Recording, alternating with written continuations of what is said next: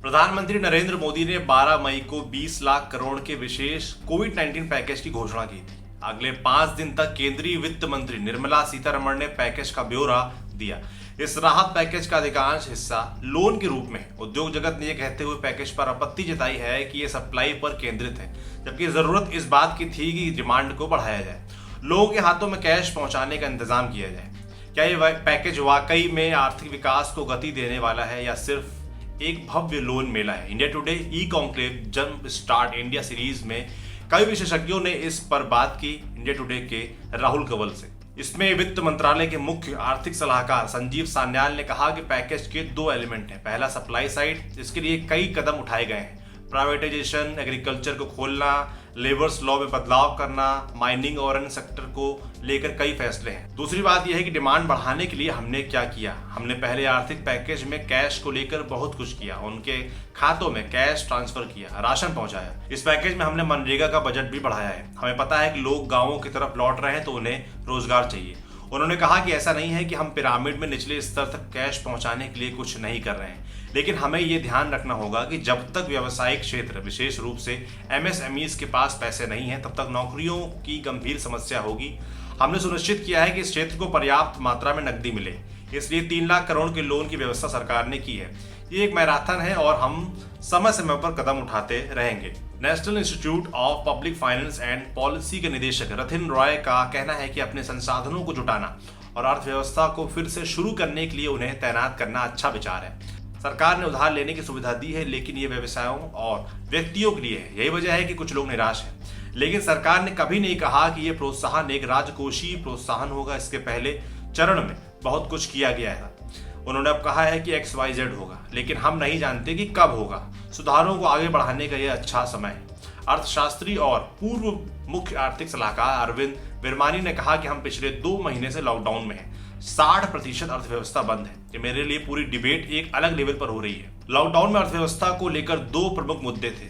आप उत्पादकों को उत्पादन और बिक्री नहीं करने के लिए मजबूर कर रहे हैं, लेकिन उन्हें अभी भी अपने कानूनी दायित्वों जैसे किराया, ब्याज आदि देना है। वो कैसे देंगे, ये बड़ा सवाल है। दूसरा है संपत्ति या आजीविका के बिना लोग कैसे सरवाइव करें, इस पर ध्यान देने की जरूरत है। समस्या ये कानूनी विषमता है। कुछ राज्यों ने ये कहते हुए इसे जोड़ा कि सभी कंपनियों को 100% कर्मचारियों को 100% मजदूरी का भुगतान करना होगा।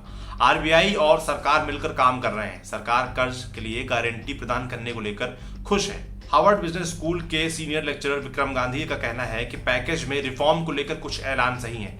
MSME के लिए उठाया गया कदम भी अच्छा है। अगर लिक्विडिटी एक मुद्दा है तो सरकार लोगों को समय पर भुगतान क्यों नहीं करती है? MSMEs का लगभग 5.5 लाख करोड़ रुपए का भुगतान समय पर नहीं हुआ है। गैर सरकारी क्षेत्र को समय पर भुगतान नहीं मिलता है। बड़े उपायों की घोषणा करना बहुत अच्छा है, लेकिन उन्हें समय पर लागू करने की भी आवश्यकता है। इस बारे में संजीव सान्याल का कहना है कि राज्य स्तर पर बहुत सारी समस्याएं होती हैं। सभी चीजों का उद्देश्य अर्थव्यवस्था में नकदी प्रवाह को बनाए रखना है। एक ही समय में एक बार में ही अपने सभी गोला बारूद का उपयोग करना ये एक अच्छा विचार नहीं है। डायरेक्ट बैंक ट्रांसफर से एक मुश्त मदद मिलेगी, लेकिन इससे अर्थव्यवस्था नहीं चलेगी। संजीव सान्याल ने कहा कि प्रवासी संकट को लेकर भी कोई दो राय नहीं है। भारतीयों को नुकसान नहीं उठाना चाहिए। हम चीजों को स्थानांतरित कर रहे हैं, लेकिन कुछ लोग दरार के माध्यम से गिरते हैं। यहाँ तक कि अगर हम उनके लिए बड़ी राशि ट्रांसफर करते हैं तो ये सड़कों पर चलने वालों की मदद नहीं करेगा।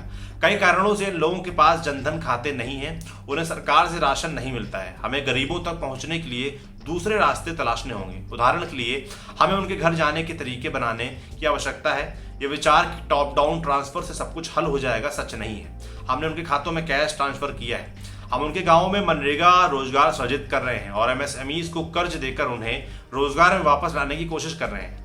अरविंद विरमानी ने इस मौके पर कहा कि मैंने लंबे समय से मोबाइल आधारित प्रत्यक्ष नगद हस्तांतरण प्रणाली की सिफारिश की है।